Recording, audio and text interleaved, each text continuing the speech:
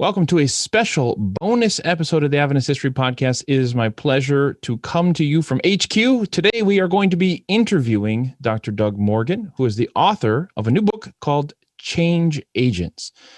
Dr. Morgan, thank you so much for being on our show. And I wondered if you could just describe for us what your book is about. Surely. But first, let me say thank you for the opportunity to be here. I enjoy the podcast very much myself, and it's just a great delight and honor to be with you. And Change Agents is subtitled The Lay Committee That Turned Adventism Toward Racial Justice. So it's about a group of people who in 1943 formed a committee called the Committee for the Advancement of the Worldwide Work among Seventh-day Adventists. And in the book, I just shortened that to the committee. But they were prompted by an incident that I think is relatively well known, the tragic refusal of treatment to Lucy Byrd, a Black Adventist lady from New York at the Washington Sanitarium. This was in September 1943. And then this group formed, they built a network with Black Adventists throughout the country. And they had a role in another development that is relatively well known, and that is the decision to form Black conferences, colored conferences, as they called them then. And it's not that this committee is unknown. I think in almost every account of this historical episode, they are mentioned. But in this book, I wanted to try to find out a little bit more about who they were and how they went about it. And I contend that the change was not automatic. In other words, who they were, how they went about it, had an impact on how things turned out. It was not just an inevitable that things would turn out as they did. Yeah. When did the suggestion arrive on the scene for separate conferences? Is this something that Black Seventh-day Adventists had wanted from the beginning? Describe the process of how we got to that point. Yes. Well, it's very tricky in a way, because when you say wanted, well, not really, but it goes all the way back. But on the other hand, in a certain context, yes, and it goes really to the first Black Seventh-day Adventist minister, ordained minister, Charles Kinney, in 1889. And it was a very unfortunate and embarrassing incident there when he was being ordained at a camp meeting near Nashville, Tennessee. And the people that he brought there with him, his friends and relatives, were not really welcomed and kind of tried to be seated in a certain place and outside of the view of people who might be coming by. And so it's not just that. I don't think there was a sudden epiphany, but this led him, though, to propose that once we have Black churches that are large enough to be such, probably be best where there is such racial animosity and hatred that we have separate churches, and when we do that, it would be preferable. Not that they want to, but it would be preferable to us if we could have a Black conference, because, and he spoke really more specifically to having a meeting such as that one, that we can run our own meeting. That's way better than having to go to the meeting with everyone, which in a sense you could say, well, that's integrated, but not really if you're being forced to sit in the back or there's some kind of divider. And so you have this internal segregation. So it really does go back, and it was pushed pretty strongly in the 1920s. But and we could go into that more, but one of the interesting things about the story I'm trying to tell in this book is that this outcome in 1944-45 of these conferences was something that the General Conference had said in 1930 as a result of that push in the 20s. We're done talking about this. Never again. Don't even bring it up. But 15 years later, there it was. Mm. Mm. So this was not Plan A. This was No. not something that Kinney wanted from the beginning. It was kind of we would rather have full integration and full equality, but so long as that seems not to be possible in the present climate, late 1800s, then we'll take this as an alternative. Is that right? Well, yes. Now, that is speaking primarily from the minister's perspective, and even they were not unanimous. So this was not 100% feeling. But there was, I just maybe say quickly that there was one of the three major breakaway Black ministers, Lewis Sheath, John Manns, and J.K. Humphrey. Manns explicitly said, I would be happy to be in a conference that is administered by a Black man, and we'd be connected with the whole. But I also want to put with that these lay Adventists on this committee were not calling for separate conferences. They wanted to break down the racial barriers in the church and have equality, equal treatment with dignity, a desegregation at least. And they did speak somewhat to the need for developing Black institutions, but they actually did not call for separate conferences. They wanted the church to move in a more direct way to racial justice and fellowship on an equal basis. I think the question that a lot of people struggle with, particularly people who were born on this side of the civil rights movement and maybe this side of 9/11, why was this so hard for church leaders to help construct Black schools, Black sanitariums, or at least to allow access to Black Seventh-day Adventists to these institutions that we've built? Why did it take so long for any kind of meaningful change to happen? Yes, in a word, I would say priorities. But that does not mean that there was no attempt or that there was no good faith on the part of the white brethren. But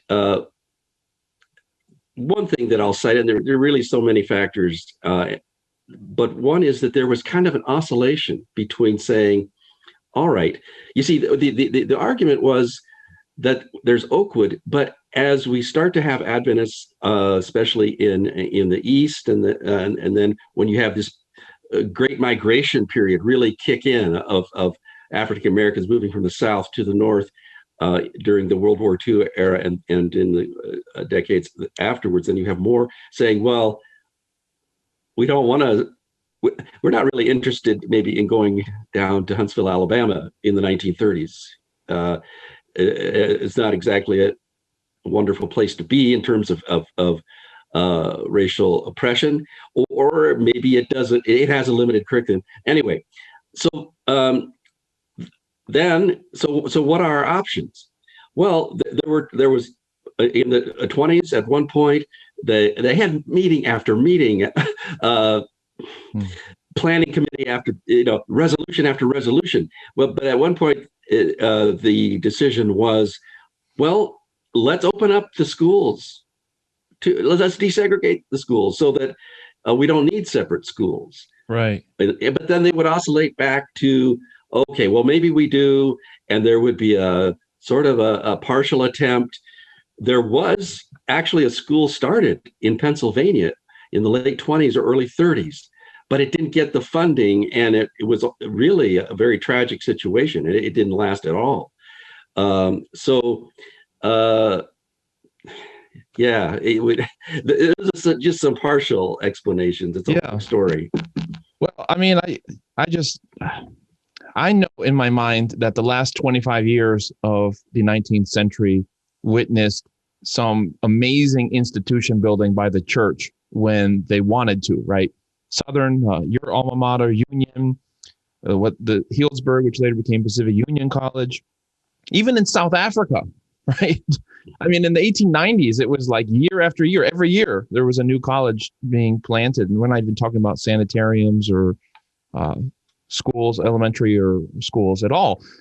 And it just seems like, I think the infuriating thing in reading your book is it's not that there was bad will on the part of the General Conference. It's just that oftentimes there was an expression of interest in addressing some of these concerns, but just like nothing ever happened. Yeah. Or they would say, well, it's up to this individual institution to set their own policy. We're kind of powerless here. And it's like, I'm putting myself in somebody's shoes as best as I can back then. And I'm thinking, I don't know who to go to.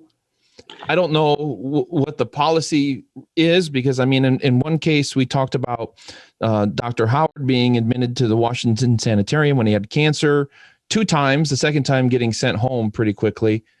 But then Lucy Byrd isn't being admitted to the same institution. Right. And it's like, well, okay, so in 35, that they establish a policy that there has to be some what was it, emergency circumstances or something to that effect. Well, what does that mean, right? Yeah.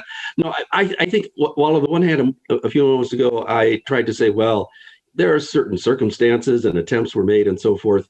And I think it's important that to recognize that we're not talking about a situation of just demons on the one hand and angels on the other. But right. on the other hand, the frustration that you are expressing, I think, in good measure, actually does capture something of what the people who formed this committee felt.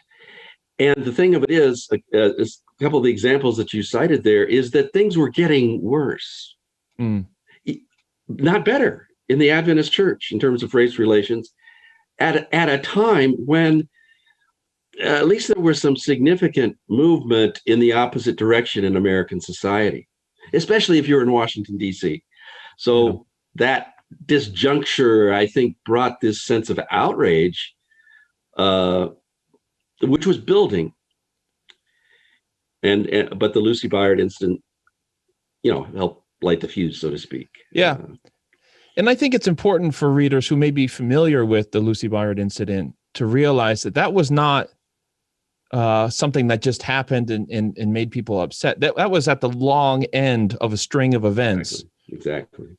And it just seems really interesting to me, because in other areas of the Adventist administration, particularly when Daniels was president, it seemed to me that there was a pretty clear pecking order in terms of who you go to and when you have particular concerns. But it just seems like the water was so muddy in these first few decades when it came to concerns of Black Adventists and how they were to go about getting redressed. And you quote letter after letter after letter written by various people, lay members, clergy, to a General Conference president, to somebody else, just trying to seek clarification, trying to understand what's going on here and why things are getting worse. And one of the reasons why you give that things were getting worse was that Southern white Adventists were being placed in charge of institutions in the North and elsewhere, and they were kind of bringing with them that cultural preference, let's just say. Yes, yeah, and part of it has to do with clientele. In other words, students who may be from the southern or even the middle tier states come a little bit north, and they don't or they tell their parents that they have to eat at the same cafeteria table or whatever with a Black person. And so I think that's it's not just pardon me, we have to have more segregation, but it's like, these parents are writing letters. We're desperate for students, as we always are. And so the trend was in a more segregated direction. And I think you're really onto an important point there about the capricious nature of it as well, because at Emmanuel Missionary College, for example,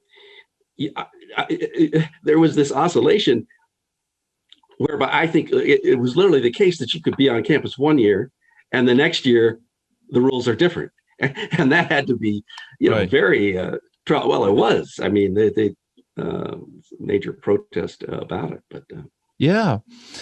Yeah. And are you, okay, when we talk about it getting worse for Black Adventists at certain institutions, I think sometimes looking back, we are less reliant as Adventists today on Adventist institutions. Your book, for instance, Change Agents, is published. It's available on Amazon, and not an Adventist publisher, for those who are wondering, at least not an Adventist marketplace. So in some ways, I think we're less reliant on these institutions, but I get the impression that it's a pretty big deal in the early 1900s that Adventist institutions are excluding certain Adventists, right? It seemed like we were more reliant on those institutions back then, and it was a big deal to be excluded. I think so, and that's a major contextual difference when we think about, well, what might this episode of history mean for us? But yes, this was the era in which there was a strong orientation. I think a much more strong orientation, put it that way, toward the notion that we have our colleges to train our young people to go into the work of the church. Yeah. And that was valued. It was esteemed in the congregations. And for these particular group that I'm talking about, they were told, they loved Adventism. They loved the system. They loved all the publications, the departments, and they really could see its value. And so they wanted, and just from practical terms, as an employer, access, but really that's secondary to the fact that I think that the vision of going to one of our colleges and then going into the work as a teacher, nurse, doctor, preacher, or business person, you see, and so the whole call for change and action does revolve around institutional change, which I think would not be the same today. Yeah. Yeah. And it's almost like there's a double whammy, because if we don't accept you into one of our senior colleges, you might have to then go to a non-Adventist school, and there's a stigma attached to doing that. Much more so. Yes. And then it's like, and then what do you get? To me, I tell you what, the miracle that I witness in this story is that we have so many Black Adventists today, like that they hung with us, that they demonstrated a loyalty that was at times unearned, undeserved.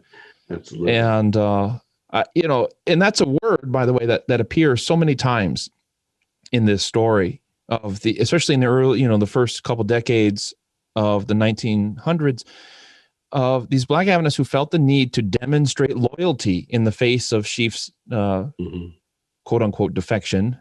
And, they had to show that their loyalty to a general conference that was kind of keeping them at arm's length. Yes. And that hurts me to read. And it concerns me, this requirement, whether it's implicit or explicit, that you need to demonstrate loyalty in order to derive expected the benefits of equality within the church. It hurts. Yeah. I can say it does. I think that there's an element that made, I don't want to say demonstration of loyalty, but the fact that this committee was able to appeal to Adventist ideals actually was part of their effectiveness. In other words, yes, we know about Sheaf, we know about Humphrey, we've made our choice. So it is striking that there was no ultimatum. Yeah. Not even to withhold tithe dollars or whatever.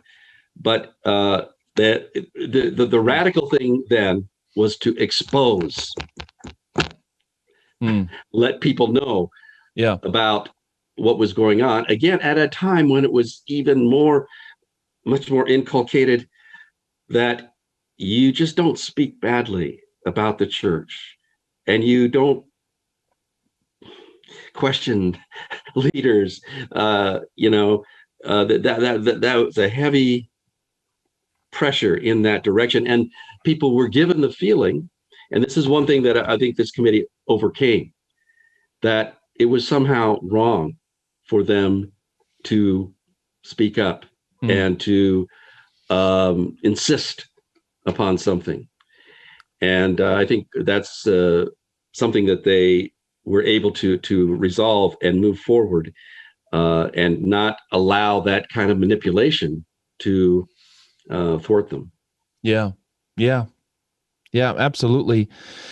It's a different world. I mean, today, of course, people are very free with their critiques of the Adventist Church, of their government, of everybody, Right. and there's some positive in that. Right. But it wasn't like that. You're making that very clear, that it wasn't always like that. It was considered an act of disloyalty. I think, of the claims of the concerns that these Black Adventists had in the early 1900s, this idea of wanting to share in the economic resources that were being given to white Adventists and devoted to those to institutions that and churches that support white Adventists weren't being given in the same amount to Black Adventists. Help us understand that a little bit more, because I think whenever money is involved, it's a particularly naughty thing. We tend to be suspicious of anyone's motives when they're asked for more funds from the church. How were white churches being supported by General Conference funds or white schools in a way that Black churches weren't? Well, I think maybe the best way I can begin responding to that would be to look at tithe. Now, this was something that I didn't really expect. I had sort of noticed some of these documents in my research, and I'm just paging here for a moment, having to do with in our conference system. As you know, the tithe money goes to the conference, and then a certain amount up the line. And so Elder McElhaney, General Conference President, I think, almost had the very question that you raised, because people on both sides, some of the white administrators were saying, well, yeah, they're asking for things, but they're not willing to, sacrifice to raise money and give funds. But on the other hand, some of the Black leaders were saying it's not just. Well, so he asked an auditor, Brother Phillips, to look at this. And to me, what was reported is absolutely amazing, although in a sense it's not surprising. But in conferences like Illinois, where you had a very large Black church in Chicago, and again, the scale of the conferences is so much different than it is today. That's a little bit of imagination. But similarly in Los Angeles, the Southern California Conference, and Greater New York, the amount that was going to pay Black ministers was way under the tithe that came in from the Black constituents. Now, in the South, interestingly enough, they had worked out in the Southern and Southwestern Union. They had worked out. They had been sort of dealing with this a more explicitly separate line of work for quite some time, and they had the accounting balanced out better. But my point in all of this is that there is a sense in which these large Black churches, and I suppose in a way that that's not surprising. And there's some advantages in a system whereby a large church will generate income that will help pay for smaller churches and help them thrive and grow and so forth. The salaries but on the other hand, if you're looking at it from the standpoint of equity, it does seem to be the case that in many instances, the Black Adventists were giving a disproportionate amount. Now, then you come to the question of institutions. Well, that can be either at the conference or union or general conference level, but certainly that disparity that we've talked about was there. In other words, there's not always a direct path from tithe to, say, developing the Riverside Sanitarium in Nashville, right? Which took a big cooperative effort and eventually was realized to some degree, but that there was always that huge deficit there. To me, that was the most striking thing that I came up with looking at these conference statistics that came from, and I don't know that those are ever published or reported. Certainly they weren't published broadly, but they were in McElhaney's files. They were now open to researchers. But yeah. I don't know whether that answers your question, but no, I mean, it's just interesting because even before he was General Conference president, we had this concern when Washburn was in Washington, and anyone who listens to the podcast will know Washburn is among my absolute least favorite characters in Adventist history. Even made a shirt that said Washburn was wrong. He did many other good things too. Okay, but but I'm trying to dig in the dredges of my memory here. Was there an occasion where the Washburn's work or the white work in Washington at that time received some sort of help in paying off a church debt or something, right? Yes. Yeah, and I think that there was a glaring injustice there that was never really acknowledged, come to terms with, that later, I don't know whether it was always so glaring. But anyway, yeah, I mean, there were two things. One was that they had a general conference before the move from Battle Creek, 1902, just before. They sponsored Sheaf and Washburn to have this big evangelistic campaign in DC with the idea that, okay, we're going to separate the one church now. It's been mixed race, but let's have a big campaign, and then one white, one black, and then we'll separate the churches. That's a whole that part of it is another story. But later, Sheaf started a new church, the People's Church, all on his own. He managed to raise the funding to acquire it. There's a long chain of circumstances there, but then we'll just have to leave it at that. But the General Conference never put anything, zero. Whereas, I forgot to mention, back to Washburn, he was a piece of work, let me tell you. I agree with you. When he came to Washington, he put down earnest money on property for the white church without any authorization. And Daniels kind of said, oh, well, you really should have done that. But then they went ahead and supported it. And they raised $10,000, big campaign in the Review, for the work in Washington. All the while, Sheaf is bringing in members, black and white. I don't know that Washburn was really bringing in any new members, but all the money goes to his church. And then when Sheaf finally, a couple of years later, has his church, zero. Yeah. But then beyond that, when the General Conference moves, and now we need to pay for that, plus we want to have a school and a sanitarium, $100,000 fund, $150,000 fund. And you can find statements, we need to do something for the black work, and W.C. White at one point, I think, tried to make a plea for that. But ultimately, and there were maybe some reasons for that they could say, well, we're suspicious of Sheaf, whatever. But the black work in Washington was never included in that. And part of it too was that, well, Nashville was seen as the place where we really need to raise money.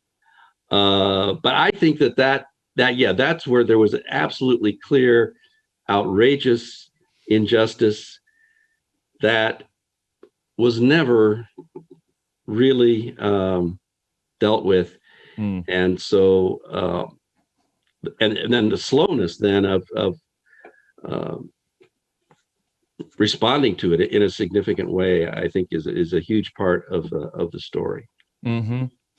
Yeah. So raising money for our work in Washington, what we meant was our white work in Washington. Yeah. I mean, that's between the lines. Yeah. I mean, no, absolutely. So you quote a lot from the black press of the day in terms of getting some insight into what's happening, sometimes at the ground level at places like Emmanuel Missionary College, Andrews University now. Mm-hmm. Is that how important of a source is that? I mean, is there some things you learned that you only learned from consulting these non-Adventist black publications that you couldn't find in either Adventist letters or publications? Definitely. A very important factor in that, though, was that there was a couple of Adventist ministers, and really the most significant one was Owen Troy Sr. Someone who needs a biography. He was pastor of Shiloh Church, and then he was at Oakwood for a couple of years, and then went back to California. But he cultivated good relations with what was called the Associated Negro Press, the ANP.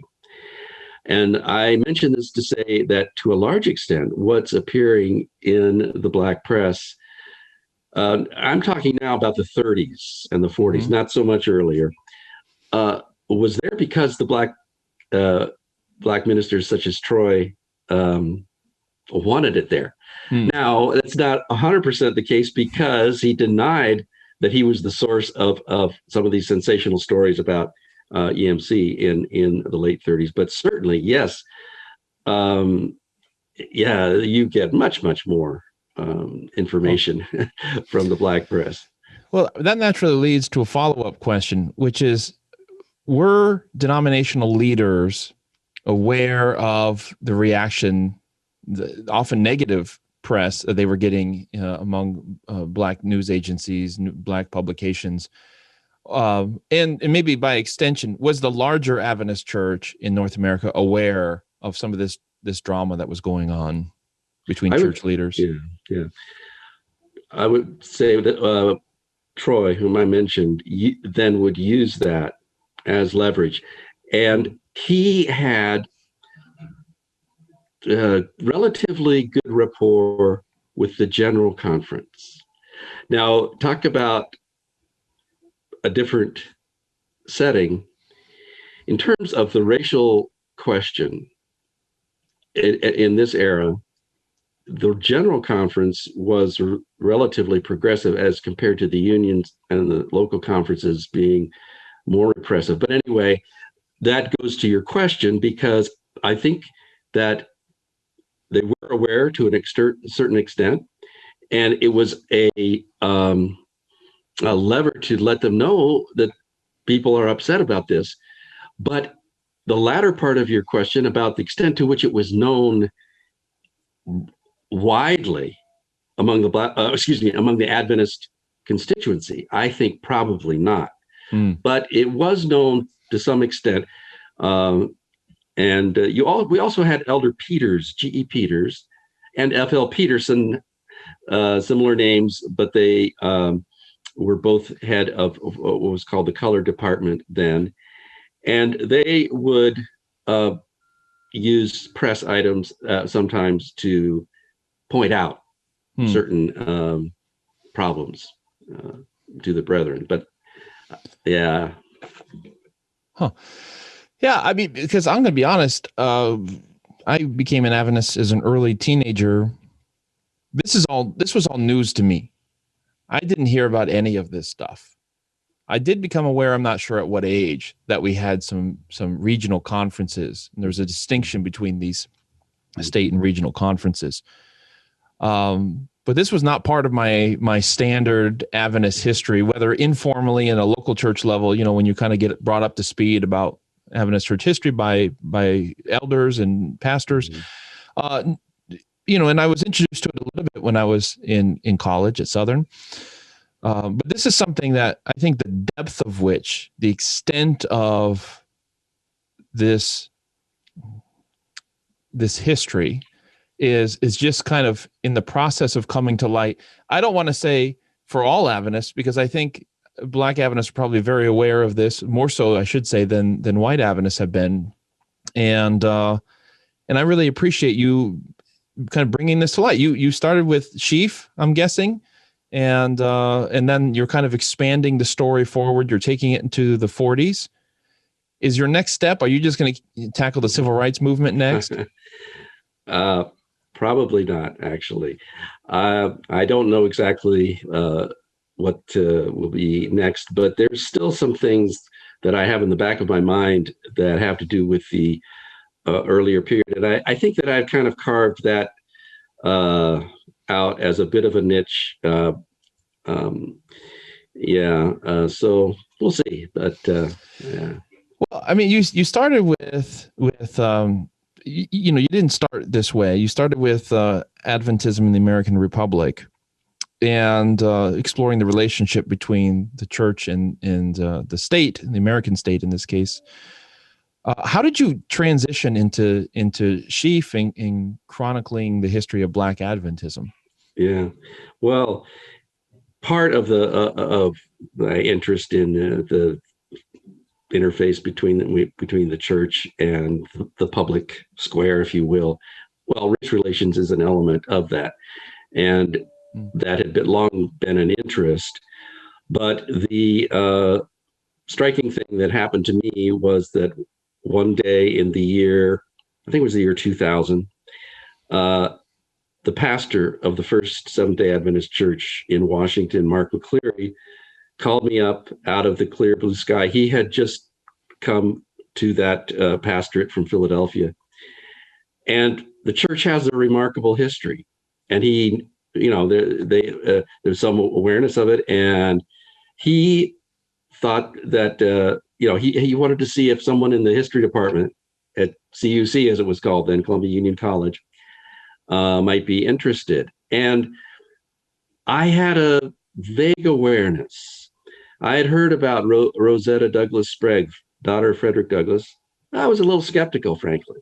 Sometimes stories are passed on. But I had also heard George Knight in one of his books. Well, it was the biography of A.T. Jones. He mentioned this Lewis Sheaf had a church in Washington that went independent. Wow, I thought that was interesting. And so that was in the back of my mind. So I decided, and now this was just after I had completed Adventism in the American Republic. So the timing in terms of my, my own pursuits was perfect. I said, all right, next summer I'm going to dig into this. And that really has been the sort of set the agenda. I mean, I didn't realize the different directions that it would take, but it's so rich. Yeah. And so I'm telling you, there's a lot more to say, even from, let's say, the segregation period. That might be my cutoff point for the moment. But that's how, and one other thing I might mention is that the digitalization of sources is very significant. You mentioned you became an Adventist as a teenager and then gradually learning some things. Well, people who very well informed, Black and white Adventists, they never heard of sheaf. Yeah. So part of that was, I must sort of just say, as a semi-martyr to history, whatever, I spent hours cranking through microfilm, and I found some things after great laborious effort. But I was just beginning then to be able to search full text, and that it keeps going. Since change agents came out, the white estate, at least my awareness of this, the white estate now makes the incoming correspondence to Ellen White and not just her, but into the estate. It was already there, but you can do full text search now on that. Yeah. And I found some things, one letter in particular. Oh man, I wish I had that even for change agents. So and then more and more newspapers keep coming online, full text. This is a big deal. Sorry, because for those of you guys who don't know, you could go on the website, the White Estate, and you could pull up a scanned image of a particular letter, but that's only useful if you know what you're looking for and when, right? You can't just search through them all. You couldn't, I should say, search through them all and find something you're looking for. And it's a rather laborious needle in the haystack hunt to go through each of them one by one in hopes that one of them is relevant to your research. So anyway, sorry, I just want to explain that to the people who are watching. No, that's right. That makes it clear because and so it's huge. I mean, and you miss things. Both in terms of going into the White Estate and always very helpful. They would give me everything I asked for, and you go through. And then when the letters went online, that was wonderful. Even though you couldn't search them, but still, exactly as you said. And then when you, and now there's the flip side. Sometimes search engines aren't perfect either. You find things just through plowing through. But anyway, yeah. I mean, you're involved with the Encyclopedia of Seventh-day Adventists as well, and we're happy to see that off the ground. And I wonder if this is maybe a future of publication in the future. That's redundant, but where if you find new information about a particular character, you can just update that entry in the encyclopedia online. Is there? It's costly to revise a book and republish it. Right. But perhaps as more materials are getting online, more publishing will happen online, and we can find a way to compensate authors for their time. And then we can have increasingly, I suppose, up-to-date information. And it might be a relatively small thing going forward for you to say, I have this letter, didn't have when I published Change Agents, but in the future, because Change Agents is now online, I can just add a paragraph to it and move on, Yeah, I think so. I mean, with the encyclopedia, I think that it's an evolving vision for it. And I don't know, it also takes money to maintain a website, especially something that mammoth. But I think that it's really headed the direction that you're talking about, that will prioritize online over print, and it has that flexibility. Sure. Let me just switch gears here as we wrap this up. There may be somebody who's watching or listening who is interested in pursuing a career in Adventist history. Maybe they just want to tinker with it. Is there still room for future Adventist historians? I mean, has everything kind of been more or less mined, and those who are going to be coming after you are going to be people who are just kind of digging through the details and fleshing out these pictures? I mean, George Knight kind of, I think, specializes in the flyover of Adventist history. Like he deals with long periods of time. He brings in names, and then the people who have followed George have kind of picked up on the name and then written a biography about them, like Lewis Sheaf, as you describe it.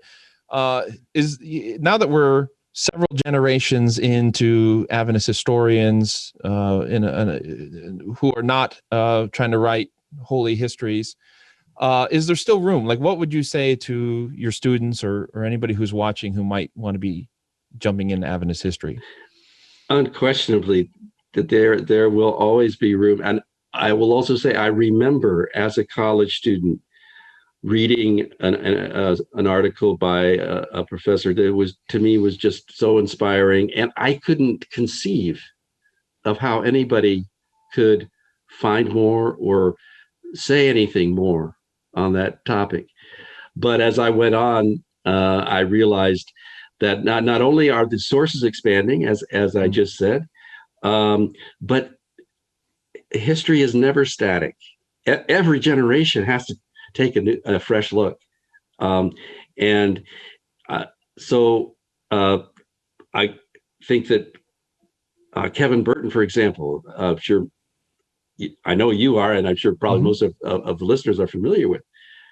All right, so he's been discovering stuff that nobody knew about, but as fantastic as that is, he's finite in terms of what he's looking at and the time that he has, and so yes, I just feel very confident about that there will always be room and always need for fresh digging into our past and connecting it with with what's going on in the present. Yes. Is there a particular field you think you would recommend to somebody who's interested in Adventist history? Like this is an area that so much digging can be done in. It's been somewhat neglected. Where would you kind of steer somebody towards? I think there's still a lot by way of women's studies that is like low-hanging fruit, as they say. Sometimes, even if you put it in the perspective of Black Adventist female biographies, Mary Britton in Lexington, Tennessee, was a physician, civil rights activist, women's suffrage activist, dedicated Seventh-day Adventist.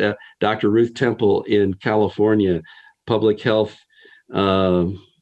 major contribution, and it's coming from a deeply rooted Adventist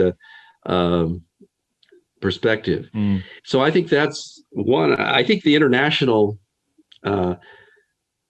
scope of Adventism, there's a huge need there, and of course we need people from all over the world to help fill that in. But well, there you go. If you're watching, you're listening, you want to get started in doing Adventist history, you've heard it from Dr. Morgan. There's plenty of space for you to work alongside somebody else. You could probably even get a mile away from somebody if you really want to social distance in a field here, because there's so much empty space that needs to be filled in, built up. So, Dr. Morgan, thank you so much for your time and for joining us on this episode of the Adventist History Podcast. Really appreciate it. Thank you. I enjoyed it, and I appreciate very much the opportunity to be with you. All right, that's where we're going to wrap up our discussion for today. Hope that you enjoyed the conversation that I was able to have with Dr. Douglas Morgan about his book, Change Agents. There's plenty more to learn about this subject. If you want to go pick up his book, you can do so. I don't get any money for it. I'm not being paid to say this. I think it's just genuinely a really good book that talks about a slice of Adventist history that is not widely known. And that's what makes it exciting for me. Appreciate the work that he is doing with his book on Lewis Sheaf and now with Change Agents. It sounds like he's going to go in a different direction in the future, so we're going to see where he goes. This could be interesting. But if you want to pick up the book Change Agents, just go to Amazon.com, search for it there, and you will find it. That is the place to get the book. I don't think you can get it anywhere else. So just head over to Amazon. I'm sure that he would appreciate that. And you will be better off for having read this book. All right, well, that's all the time we got for this episode. Hope that you enjoyed it. We'll see you in a couple weeks with episode 27 of season 2 as we wrap up our discussion on World War II. We'll see you then.